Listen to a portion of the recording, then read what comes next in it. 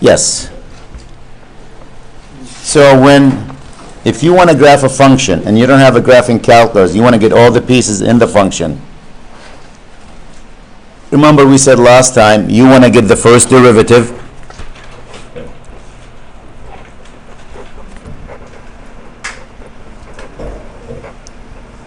Why? Because the first derivative will give you three things. I'll just write them under that. We'll tell you where the function is increasing.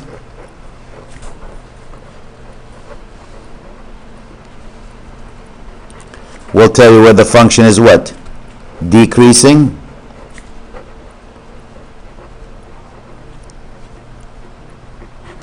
We'll tell you possible min-max.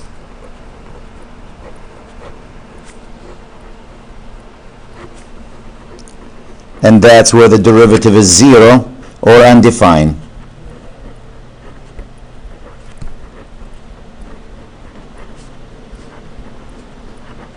So you'll need to find the first derivative. You'll need to find the second derivative.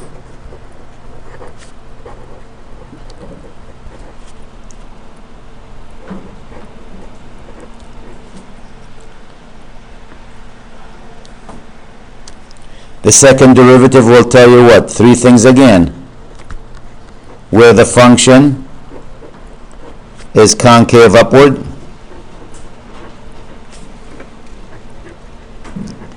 And again, that's where the second derivative is greater than 0.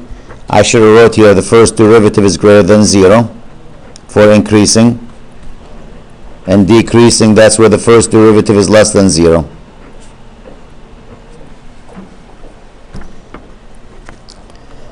Where the function is concave downward.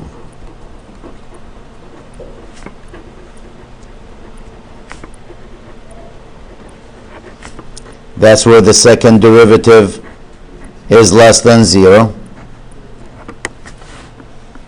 And also possible inflection points or change of concavity.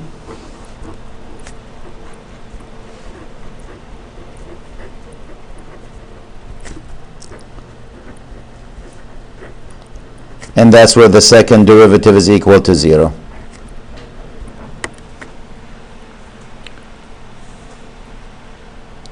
You get the points of inflection. You also need to find out your vertical and horizontal asymptotes, if you have any. Vertical, horizontal, and even slant asymptote. Slant asymptotes, that's when you have a fraction and the exponents on the top is higher than the bottom. You have by 1, you have a straight line, you have a slant asymptote. Vertical asymptote is where the denominator of the fraction is equal to 0. So I'll write that down. To find the vertical asymptote, what do? You take the denominator of the function and set it equal to 0, the denominator. And whatever that value, so if you don't have a fraction, you don't have a vertical asymptote. Horizontal asymptotes, how do you find them?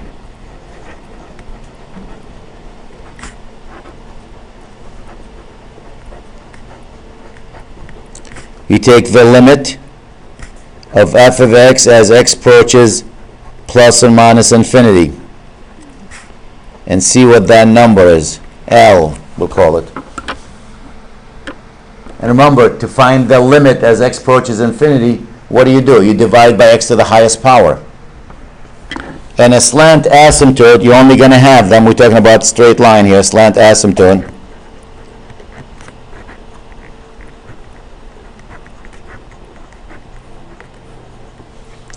Will be one asymptote here.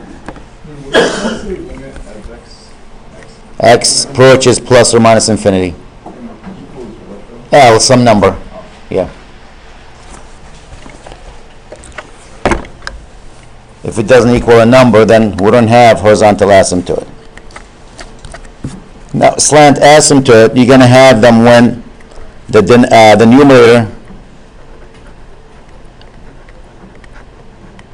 is larger than the denominator, degree-wise.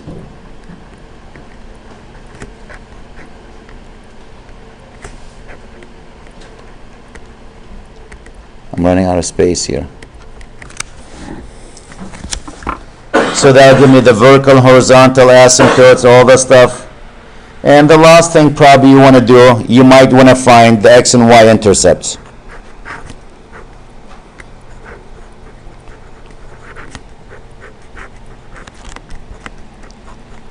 If you do all of these, you will have a very good picture graph on any function.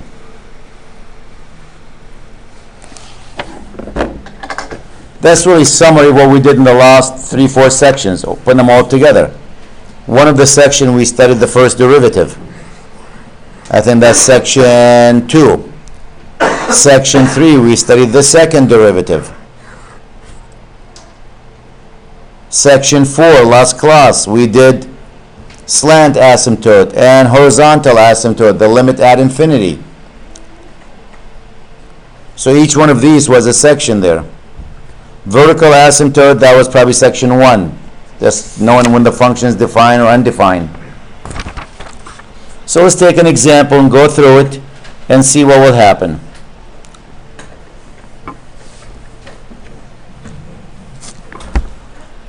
Let me start with 1. I'll do 2 of them.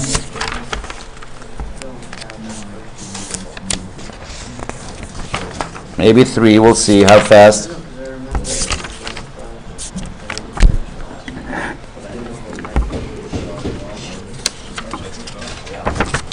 I forgot to take a snapshot of the notes from the last section last time.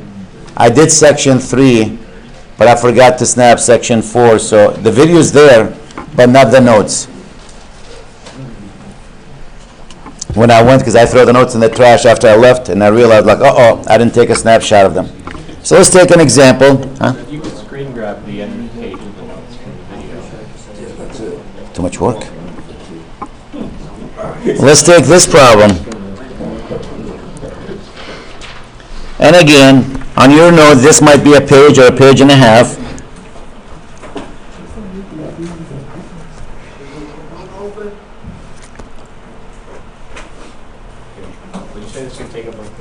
Probably a page, page and a half on in your notebook, and mine this will take about 3-4 pages. I write a little bit bigger. So again, if you multiply it, that's 2x squared minus what? 18 over x squared minus 4. Now, I'll start with my vertical asymptotes.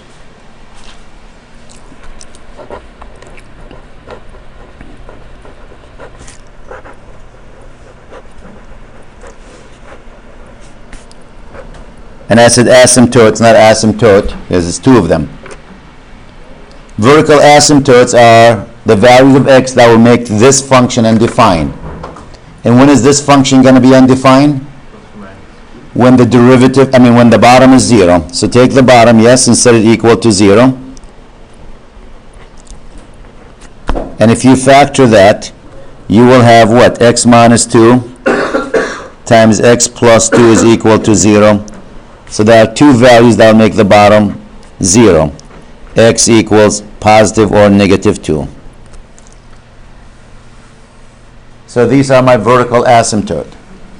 Since they are in the function here, the function is undefined as plus and minus 2, I guarantee you the derivative will be undefined at plus and minus 2. When I say derivative, I'm talking about the first and the second derivative.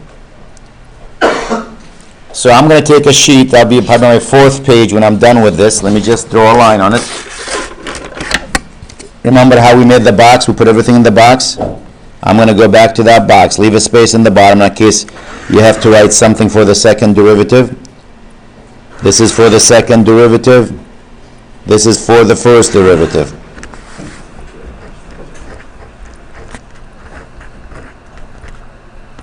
F prime of x, f double prime of x.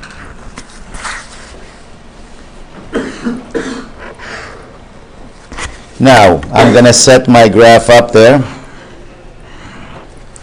This page is going to be all the summary, then graph on it at the end. I'm not going to graph anything now. But I found out there is what?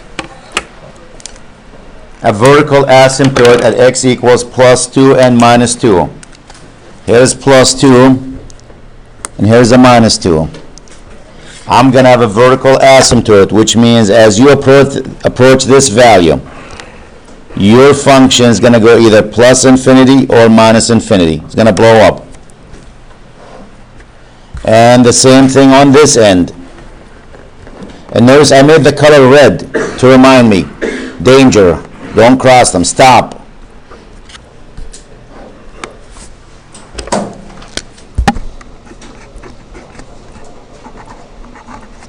So that's vertical asymptote here. X equals negative 2.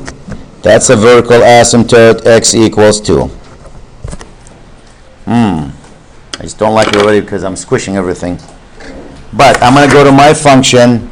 Here's the minus 2 and put a line going through it, because it's going to go through the first derivative and the second derivative. I am positive that's going to happen. When the function is undefined at these values, the first and the second derivative will be undefined. Negative 2 and und for undefined. And 2 and undefined.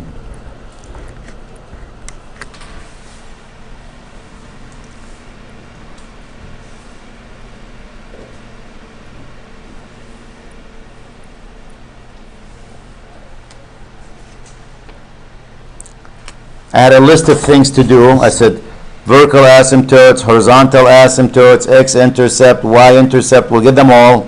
We'll do the first derivative, the second derivative, and go through it. So we found the first one, the vertical asymptote.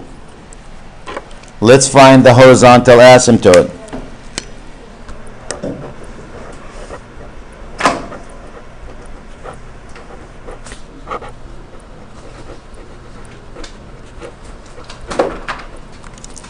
It's only one for horizontal asymptote. To find it, you take the limit as x approaches either plus or minus infinity. Won't make a difference here. Of 2x squared minus the 18 divided by x squared minus 4. And remember, when you take the limit as x approaches plus or minus infinity, the process, you divide by x to the highest power. The highest power of x is 2. What's 2x squared divided by x squared? 2 minus 18 over x squared. 1 minus 4 over x squared. Again, I said, it doesn't matter if it approaches plus infinity or minus infinity. Because if you use a big number for infinity, let's say 1,000,000. What's 18 over 1,000,000?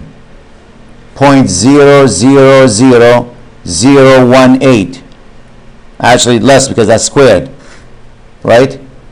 So it's a small number, tiny number.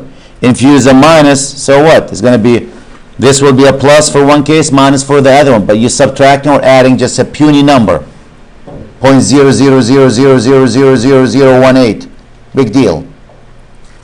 So this will go to 0, that will go to 0. If you remember the shortcut, if they have the same exponent, we say if the degree on the top and the bottom is the same, they have the same degree, the same highest power, you divide the coefficient. 2 divided by 1, which is what? 2. So that's my horizontal asymptote, y equals to 2. Not x, y. So vertical asymptote, x equals plus or minus 2. Horizontal asymptote, y equals to 2. What does that mean, y equals to 2? What is that going to tell me? That says when you graph your function, let me put that line here, 1, 2. This is y equals to 2. I'll make it a dotted line because you can cross this line. You're always going to start from this value, and you're always going to end here when you graph this function. This is y equals to 2. So your graph is going to start from this line, and it's going to end at it. That's what that horizontal asymptote tells you. Your function will start from the 2 and is going to end at the 2. So we found actually there is no slant asymptote. Slant asymptote when the top or the numerator is larger than the denominator. It's not. Larger means higher degree. They're not. So I don't have a slant. So I'm done with this piece. I can find the x and the y intercept. So you'll have a good idea. How do you find the x intercept? The x intercept.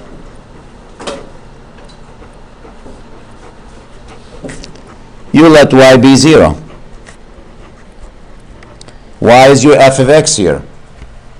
Or f of x equals to 0. That's how you find the x intercept. You let y equals to 0. Well, there's my f of x. Set it equal to 0. 0 equals 2 times x squared minus 9. Doesn't matter which one I use.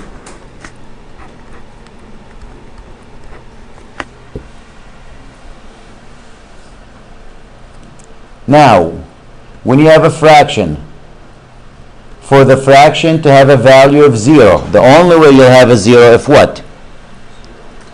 If the top is 0. So take the top and set it equal to 0. If you factor the x squared minus 9, it factors to that. So what are my x-intercept? 3 and negative 3. So 3 and 0, negative 3 and 0. So my function is going to cross the x-axis at negative 3 and 0 and 3 and 0. Because the y value is 0. So let me go back to this picture and add that to it. Negative 3 is right here. Plus 3 is right here. See the 2 points? That's the negative 3, 0. And that's the 3 and 0. Bless you.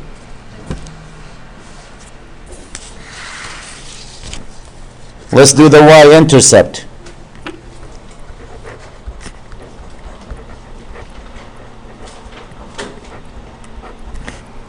And that's you let x be 0.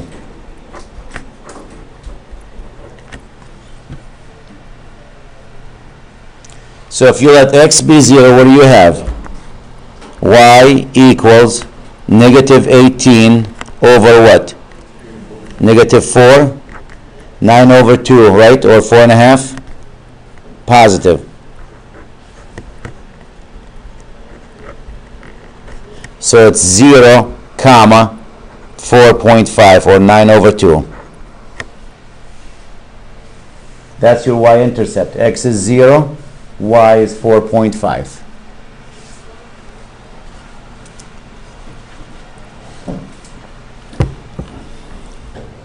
Let's find that point. This is 2, 3, 4, 5, right here. 0 and 4.5.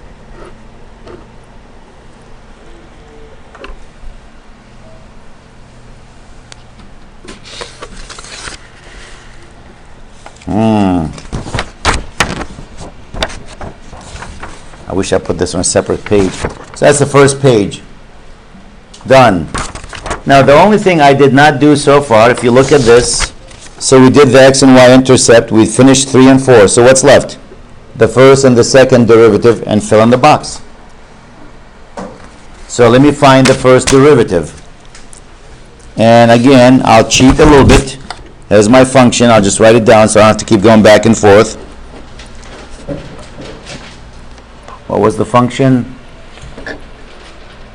2 times x squared minus 9 over x squared minus 4. Now I need the derivative. What method would you use to take the derivative? Quotient rule, yes. So after you take the quotient rule and simplify your answer, here's your derivative. 20x, I'm giving you that derivative. Normally you're going to find it. But I want to speed up the process.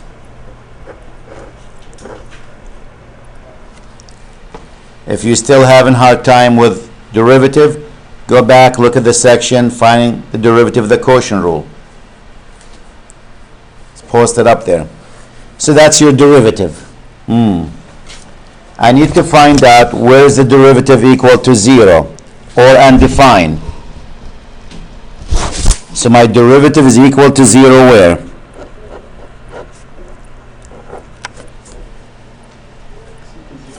That's when the top of this fraction is 0. When 20x equals to 0, or which means what? X equals to 0. The derivative is undefined where?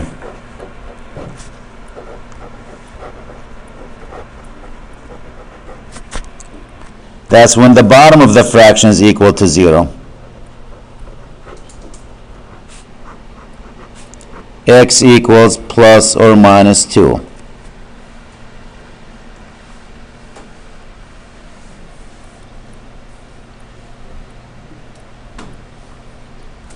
I know the derivative is going to be undefined at plus and minus 2. I already put that red line going through it. Remember that? I knew that. But now let me add the 0 to it. Here's the 0. That's the first derivative. And when x is 0, what is the y value? I think we found that answer. When x is 0, I did that. When x is 0, what was the y value? 4.5. I already have it. 9 over 2, or 4.5. So if I'm going to have a min or a max, it's going to be right there. It can't be this. There's a hole here. So that's probably min or a max or neither. But if you're going to have one, it's going to be right there. So let's see where the function is increasing, where the function is decreasing. I need to take test point in each one of these segments. So less than negative 2, what do you want to use? Negative 3. Here's the good news. Look at the derivative. What do you notice about the bottom? Squared. And what happens to a number when you square it? Positive or negative? Positive, right? So the derivative in the bottom of that first derivative is always going to be positive. So it depends on x. If x is negative, the top is going to be negative. So now let's look at the negative 3. What's the derivative at negative 3? That's negative 60 over a positive number. Positive or negative? Negative.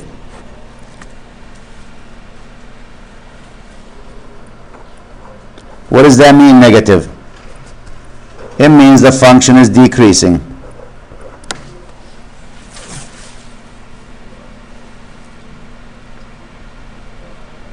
Between minus 2 and 0, what do you want to use? You want to use a 1? Negative 1? Negative 1, negative 2. What's the derivative at negative 1? That's a negative 20 over a positive number. Is that positive or negative? That's also a negative. My function is I put it in the middle of it instead of the top.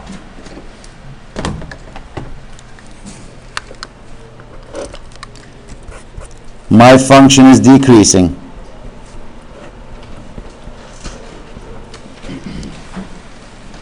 Now let's pick a point between 0 and 2. How about a 1? What's the derivative at 1? 20 over a positive number, which is what? Positive. That's increasing. And I know what that point now. Is that a min or a max? Min.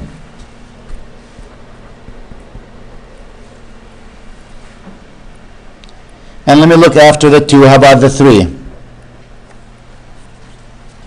If I pick a 3, what's f prime of 3? It's going to be 60 over a positive number, which is what? Positive? Increasing or decreasing? Increasing.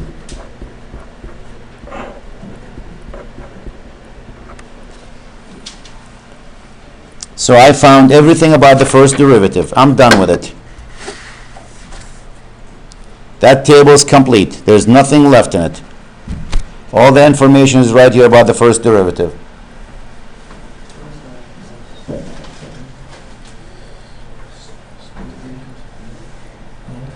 As I said, when I'm done with this, it's going to be 4 or 5 pages by me. Go back to that page.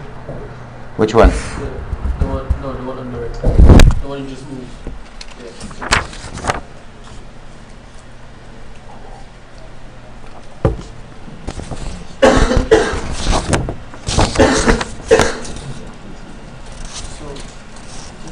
Now we're going to do the second derivative. Let me write what I have so far.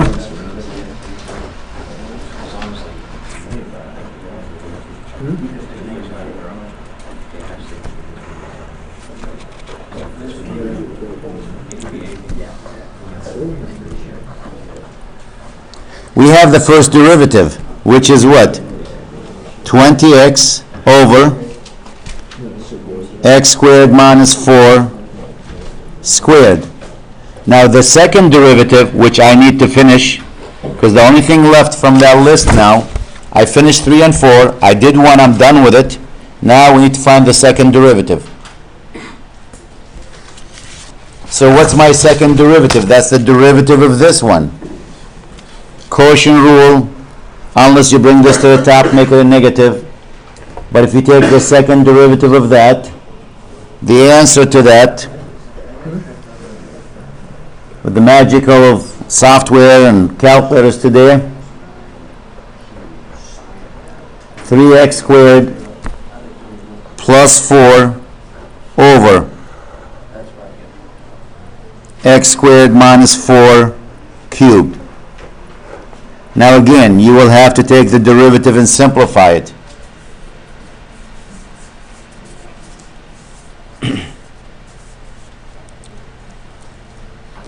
And if we take a look at this, just look at it. Regardless what value you choose for x, look at the top. What happens when you square it? Positive. When you multiply it by 3, still positive. When you add 4 to it, still positive, multiplied by negative 20. So the top is always going to be negative. So I'm not even going to waste my time on it. I'm only interested in the sign. Later, when I start talking about concavity. But before I get to that part, I need to know where the second derivative is equal to 0 and where is it undefined.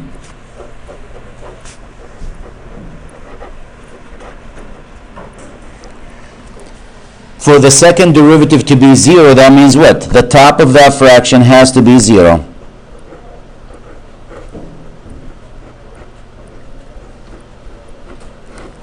And that will never happen.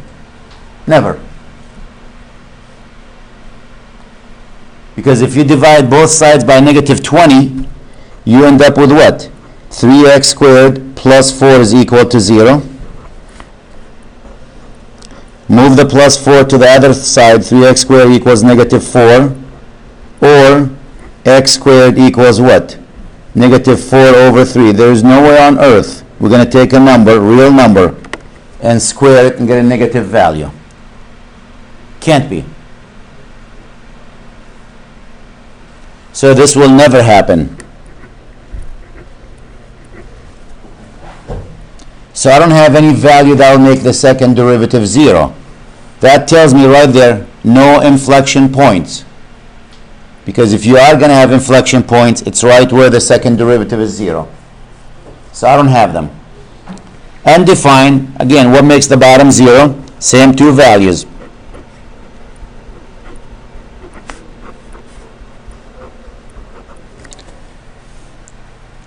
And I know that because I already have them there. There's my second derivative being undefined, the minus and plus 2.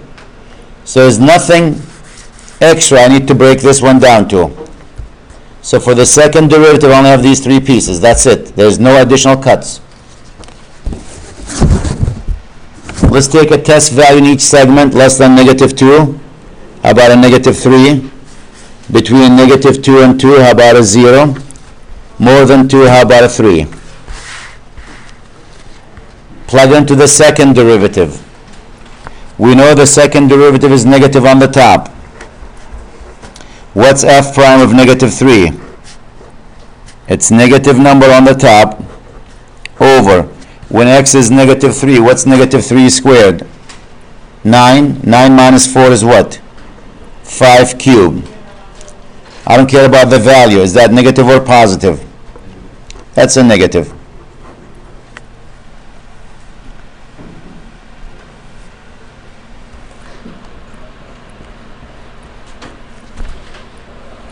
Concave, which way? Downward.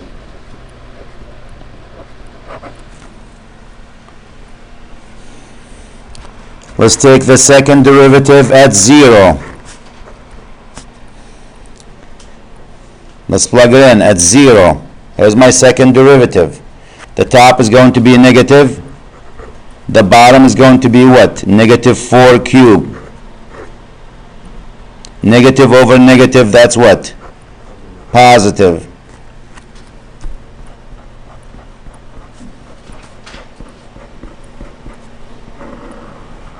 Concave upward.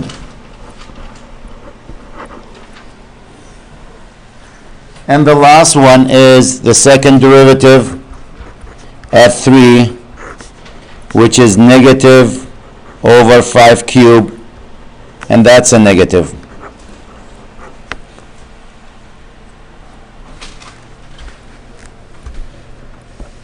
Concave downward.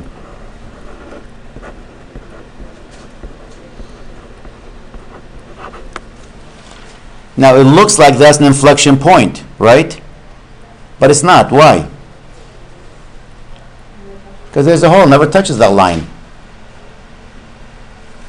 That's the red line. That means you're not going to touch it. So we don't have any inflection points. None. And now I'm ready to graph it. I got everything that I need. And more even.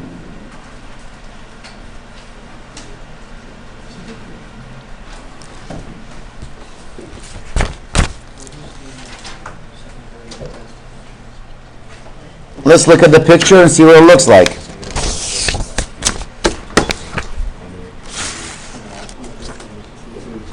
Remember, we said we're going to start from here. In the first one, we're going to start from here. It's decreasing concave down. I'm glad we found the x-intercept because decreasing could look like this, could look like that. By finding the x-intercept, it tells me it's going to go like this.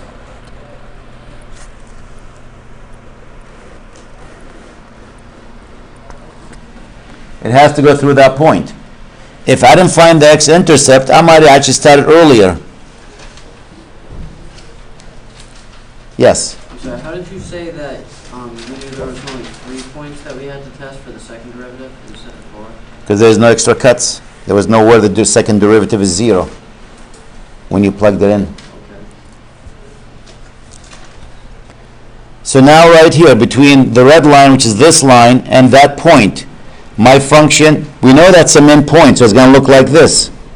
My function is decreasing, is concave upward, right there up to this point. Decreasing, concave up. That means it's coming from up there, and it's concave upward.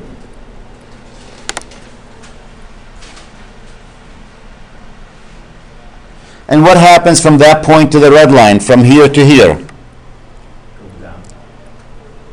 It's increasing, concave upward. So it's going to go back there.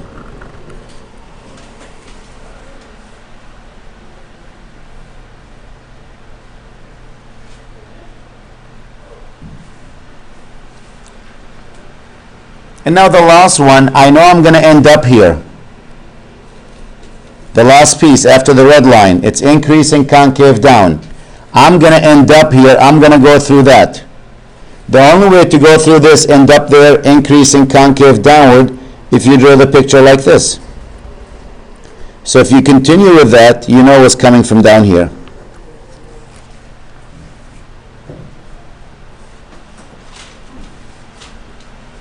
And if I go to my calculator and ask the calculator to graph it for me, I'm sure we're going to get that picture. As long as I set my windows the right value. Oh, graph. This is a different one. I took the other one downstairs. Let's see. Where's the graph? Graph.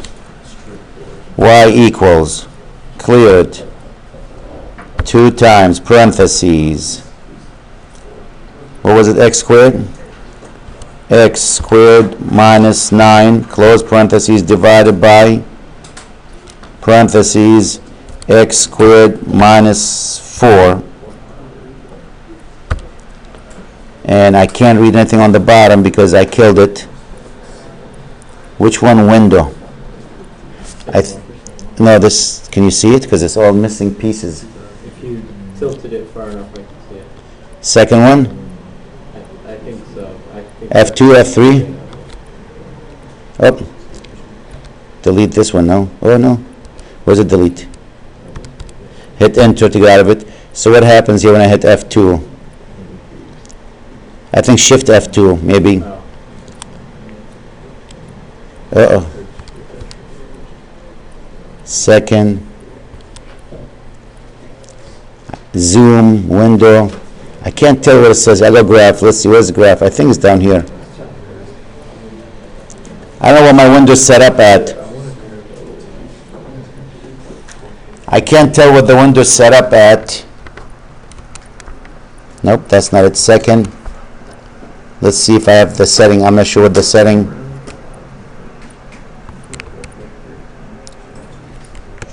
Oh, here we go. Let's go minus 10 to 10. The y value, negative 10 to 10. Graph it.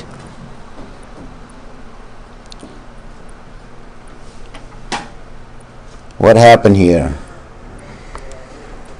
Oh, I deleted it. Oh.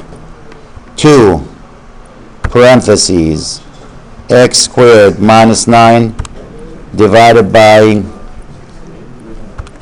x squared minus 4. Graph.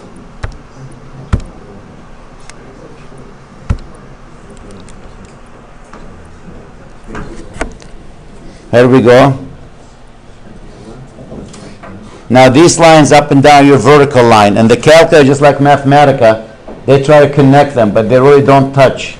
You approach them. But that's what the graph looks like. It levels at 2. I don't know if you can see that little dotted line down here. That's x equals to 0.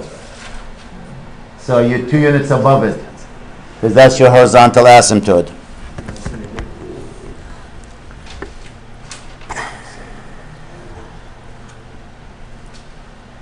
Okay. I'll do one more. Maybe this time I'll put a slant asymptote in it.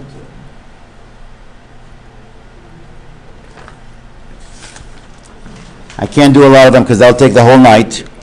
So I'll do another example.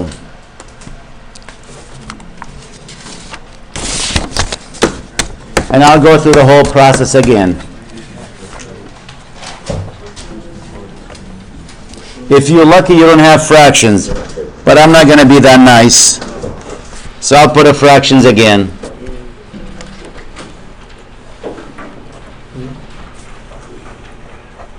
Because I want to make sure we can do these problems.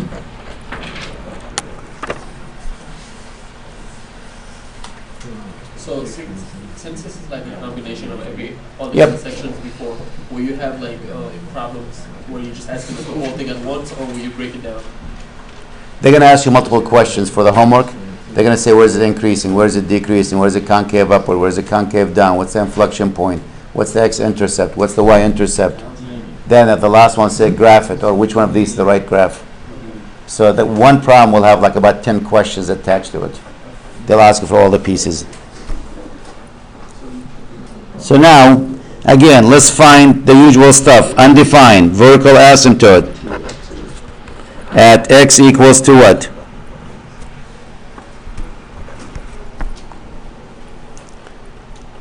Vertical asymptote is what makes the bottom 0.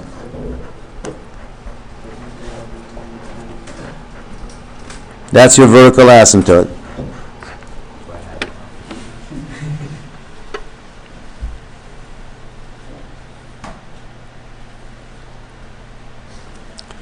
Now, notice the top. Higher than the bottom by how many? By 1? Yep. You get a slant asymptote. When the degree on the top is larger than the bottom, you have a slant asymptote.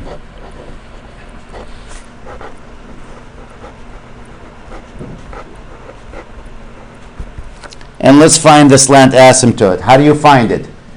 You divide them. Long division.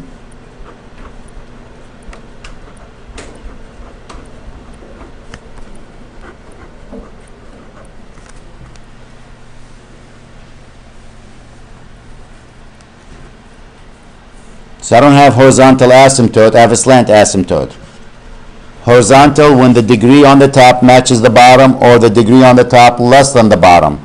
You'll have a horizontal asymptote. If the degree on the top is larger than the bottom, it's always a slant asymptote. So if you divide them, what's x squared divided by x? X, what's x times x? X squared minus what? 2x. Wow, perfect. Let's subtract them. When you subtract them, these two will cancel each other out. These two will cancel each other out. What's left? 4. So when you look at that problem, it's really x plus 4 over x minus 2. If you write it, you can write it like that. That's what that problem is. This is your slant asymptote right here. Y equals to x. It's always y equals. Is your slant asymptote.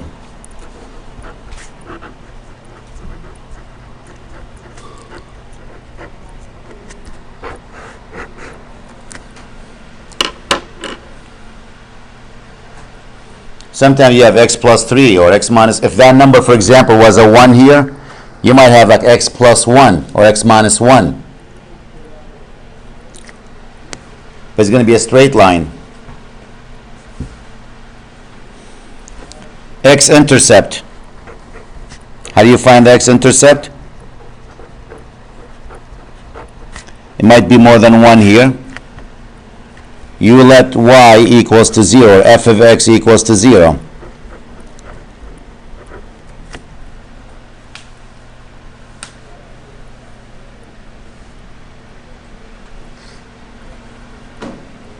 You have a fraction, and you want the fraction to have a value of 0. That means the top has to be 0. Oh no.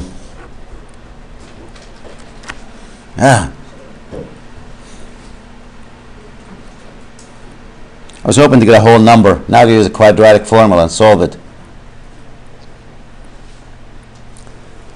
Sometimes you just make a problem like it doesn't work out. So let's actually solve it using a quadratic formula. So x will be what?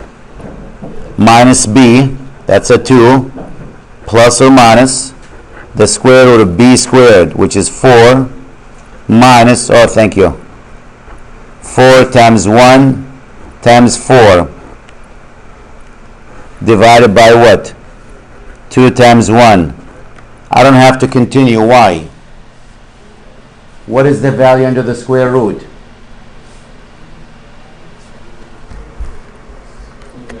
Negative. And if the value under the square root is negative, is there an answer to that? No. X-intercept.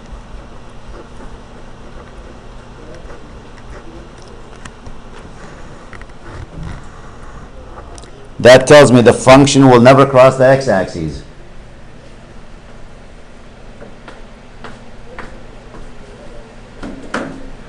Can't take the square root of negative number. And how do you find the y-intercept? You let x equals to 0. And you get y equals what?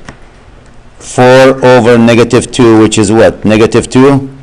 So that's 0 comma negative 2.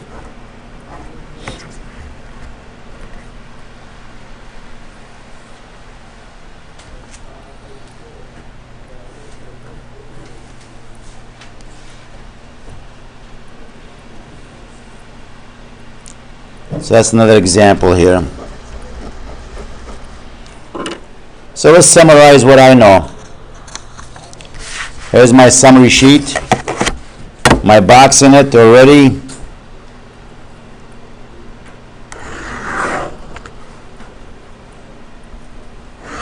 That's the second derivative, that's the first derivative. And while I'm at it, let me draw the x and y axes.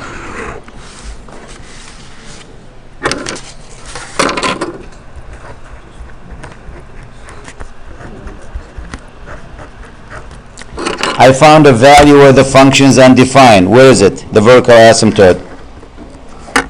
X equals to 2. Run it through both of them, because your derivative will be undefined at 2, and the second derivative will be undefined at 2. So 2 comma u and d, undefined. No y value.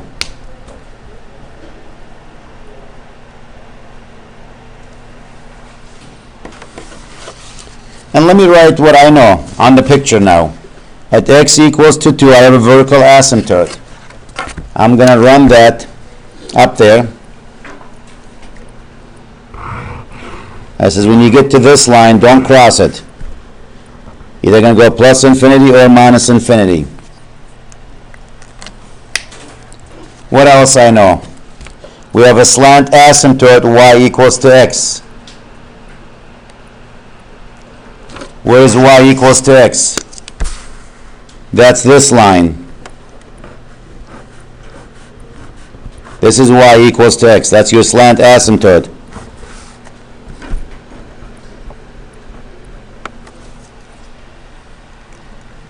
That means when you go to infinity, if your function is rising, it's going to go toward that one. If it's down the bottom, it's going to approach it this way or that way. Same thing from this end. You might look like this. I have one intercept, 0 and negative 2. Right here. That's the y-intercept. It does not cross the x-axis. So I think I finished the bottom two. I did the x and y intercept. I did the vertical asymptotes. There is no horizontal asymptote. There's a slant asymptote. So 3 and 4 are done. That's not bad so far. So I need the first derivative so I can finish the first box, the second derivative to finish the second box. Again, here we go.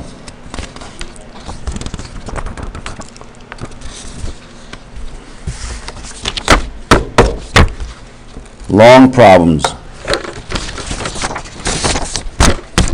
This is my function.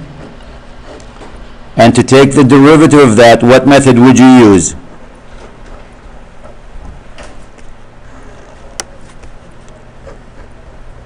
To take the first derivative, you have to use what method? Quotient rule. And if you use the quotient rule and you simplify your answer, here's your answer. X times x minus 4 over x minus 2 squared.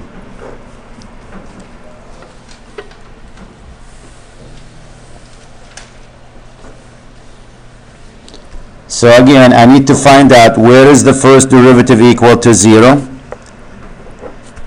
where is the first derivative is undefined. These are your possible min-max.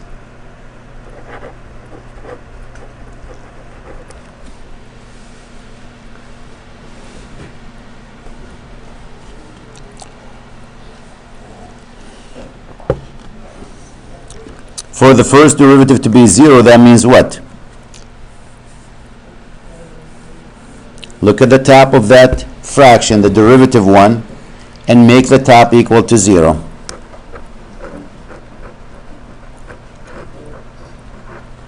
There are two values. Remember, you're multiplying two things. Either the first factor has to be 0, or the second factor has to be 0. So there are two values, 0 and 4. And where's your derivative undefined? That's where the bottom is 0.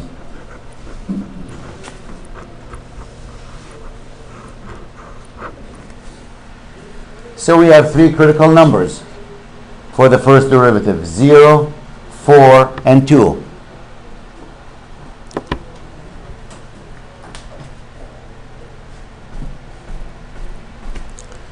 I already have the 2 there, so I need to add to my list what? The 0 and the 4. So I'll put the 0 here, and I'll put the 4 here. Here's the good news. When x is 0, I already know what the y value, I just did that. That's a negative 2, right here.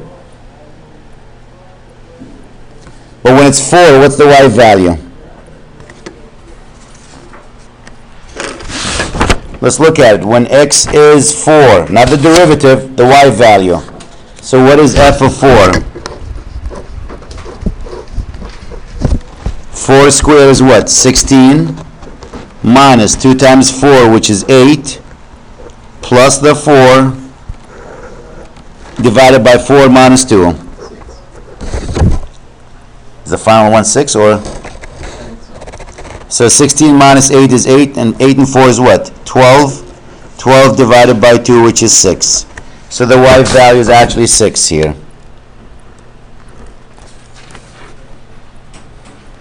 Four and 6, probably right here.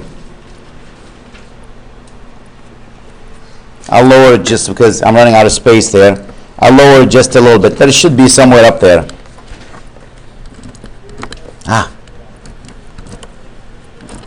There we go. I'll put it somewhere here because I'm running out of space. That's where the 4 and 6 is. Now I'm going to take a test point in each one of these segments. Less than the 0, I'll use a negative 1. Between 0 and 2, I'll use a 1. Between 2 and 4, I'll use the 3. Between 4 and infinity, I'll use a 5. And find the first derivative.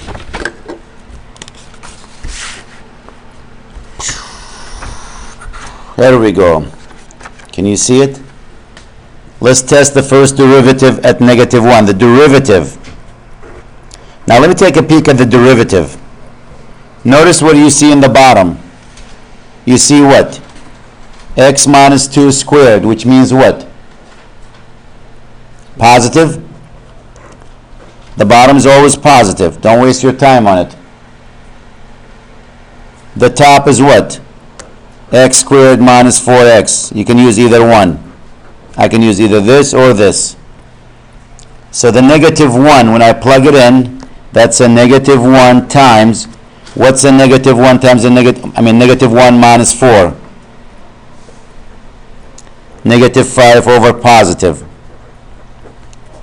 You end up with positive over positive, and what's the answer? That's a positive. The value of it, nobody cares. So that's positive, which tells me what? Increasing.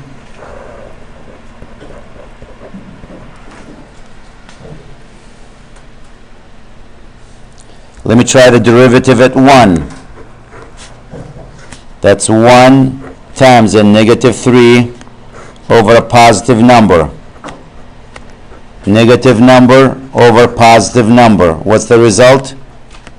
Negative. Decreasing. So this is a maximum point. Max.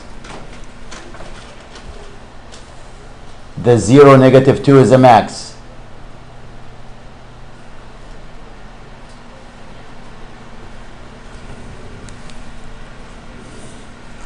Let's try f prime at 3. At 3, you're going to have what? 3 times. What's 3 minus 4? -1 over a positive number. Again, you plug into the derivative. Negative over positive, which is what? Negative. Decrease.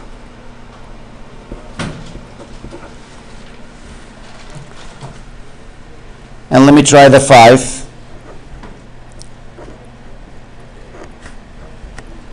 Five times 1 over a positive.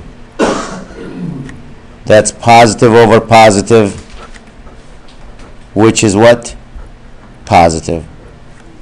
That's increasing. So guess what? What's the 4/6 then? Minimum. That's a min point. The 4/6 is a min point. The function was coming down, now start to go up.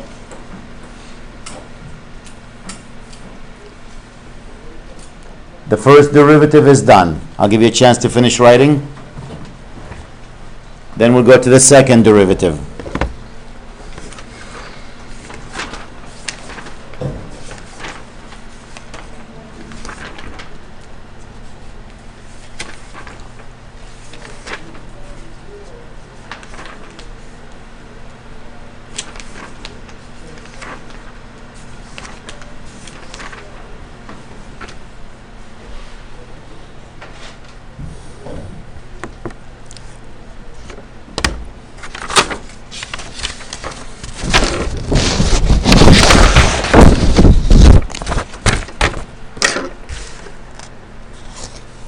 Oh, I thought I froze it.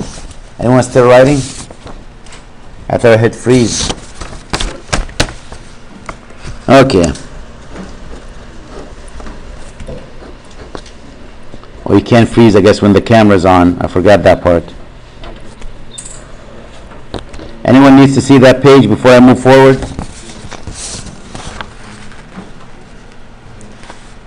Because I hit freeze and I forgot the camera is recording. When it's recording, it doesn't freeze, actually. So now I'm going to the second derivative. Again, with the magic of technology, here's your second derivative.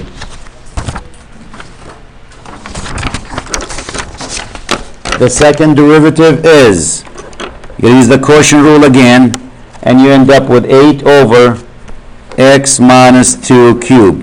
Again, you take in the derivative of the first derivative.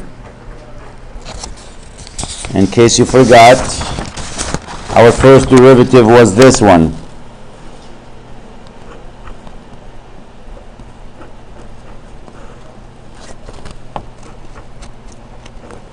So you got to take the derivative of this, which is the quotient rule again, and if you apply the math and simplify it, you end up with that.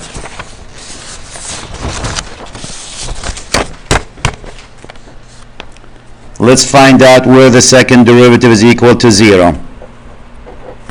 That's when the top of this fraction is 0. When is 8 going to be 0? Not today, at least. Never. When is the second derivative going to be undefined?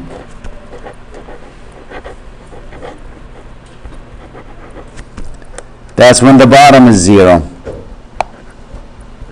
And that's when x equals what? 2. So never for 0 and define at 2. So you can only cut the second derivative at x equals to 2. I already have it cut at x equals to 2. No additional cuts. That's it.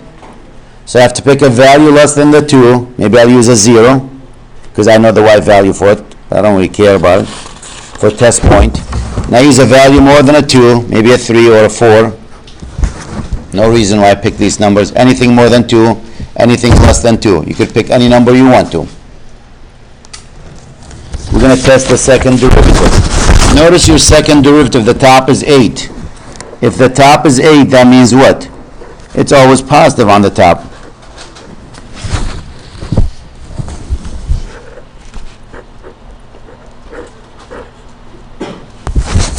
So let's take the first test point, which is the 0, and plug it in. What's the second derivative at 0? It's a positive number divided by what? Negative 8? We know that's a negative number.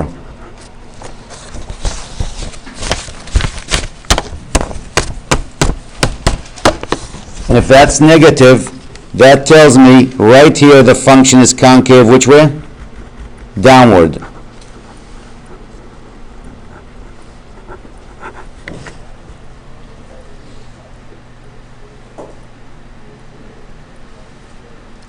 Now let me try the 4.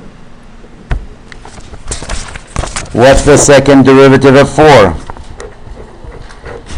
It's going to be positive over what? 8. 2 cubed is 8. That's positive.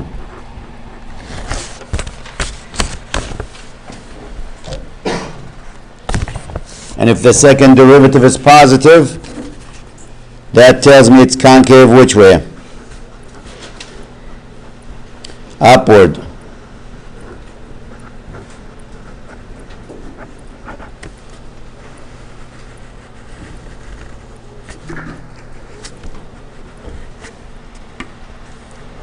So we know when it's concave downward, we know when it's concave upward. We know when it's increasing, decreasing, everything. And the last piece is to graph it.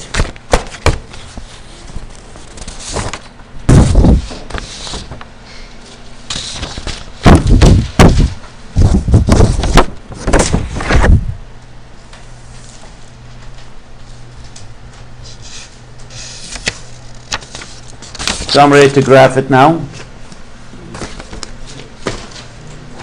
And here's my graph, my sheet of paper. We know this point is a maximum, so it's going to look like this. We know this point is minimum, it's going to look like this. That's what a minimum point looks like. Before this point, it was increasing concave down. Increasing. Well, it's coming from down here. Where? Well, that's the significance of this asymptote, the slant. It's coming from here. Goes like this. That's the whole purpose of the slant asymptote. Then what happens when you hit that point? Decrease, concave which way? Downward. It's going to look like this. Bless you. Thanks. Now let's look from the red to this point. From the red line to this point right here. We know you're going to end up here. You're going to end here. It's decreasing concave upward. The only way to be decreasing if it comes like this.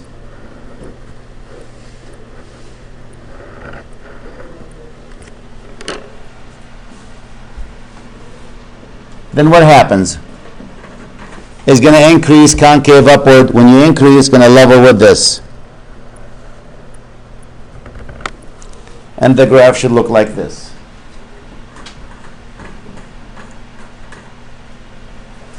And if I go to my calculator here, graph, let's see, graph, get out of here, clear, where's clear?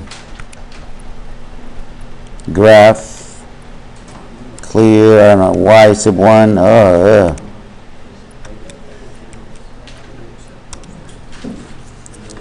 Let me write that function to see if I can get it to graph here. The top is x squared minus 2x plus the 4 close parentheses divided by open parentheses x minus 2 close parentheses. Graph it.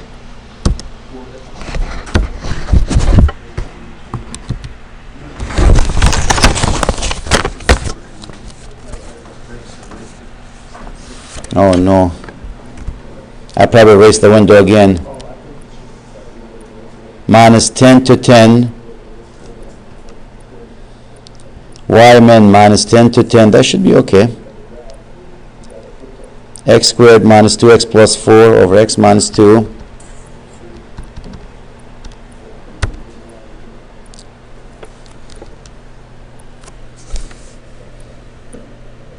Is this just coincidental that this is the intercept? I don't know, my calculator doing nothing. This first one always there. And I can't see what it shows on it. I can't read. The bottom part, it's all broken. Gotta throw this in the trash. So I can't really see it. But if you graph it on TI-84, can I borrow that TI-84, please? Thank you. I already have a better look. I can see at least on it. Here we go. Parentheses, x squared minus, what was it, 2x? Yep. Plus 4. Minus 2x Otherwise, you wouldn't know. plus the 4 divided by x minus 2, right? Yep.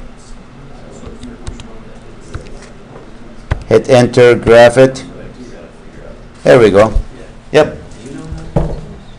That's the graph. And notice if you draw a line right there, that's your slant asymptote. It doesn't draw one for you? No, I'm sure you can go to it and tell them to do something. I don't know. I shouldn't say I'm sure, but probably there's an option there.